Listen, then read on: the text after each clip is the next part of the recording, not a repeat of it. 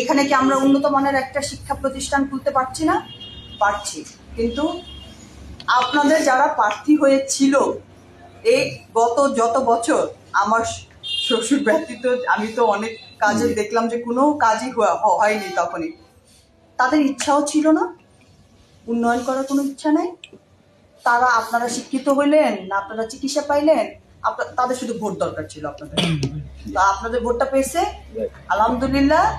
তারপর আপনারা কি পাইলেন না পাইলেন সেটা তাদের ম্যান্ডেটরি ছিল না। আমাদের, আপনি শুনেন, আমার হাজবেন্ড $3 লাখ, 3 লাখ টাকা না, কিন্তু $3 লাখ চাকরি রেখে সে চলে আসছে যে আমার বাচ্চাকে তো হাই এডুকেশনের জন্য আমি বিদেশ পাঠাই দিব।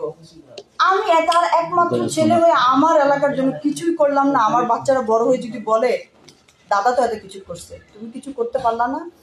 আমি একটা স্ট্যান্ড ধরেন, আমি পারলাম না, হলো না আমাকে দিয়ে, তাও আমি কিন্তু গর্ব করে বলবো আমি চেষ্টা করছি, মানুষ হতে দেন, তো আমার নসিবে ছিল। বাট আমি কিন্তু রাতে গর্ব নিয়ে ঘুমাবো। আপনারা আমাকে গালাগালি করেন, সমস্যা নাই, আমাকে গালাগালি করবেন। এখন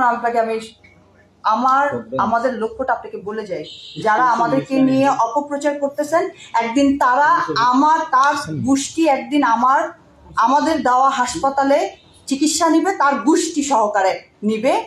আর একদিন যারা আমাদের সম্বন্ধে অপপ্রচার অপকথা বলছে, তাদের ছেলে মেয়ে 14 গোষ্ঠী আমাদের স্কুলের শিক্ষায় শিক্ষিত হবে, আমাদের সড়ক দিয়ে চলাফেরা করবে ইনশাআল্লাহ।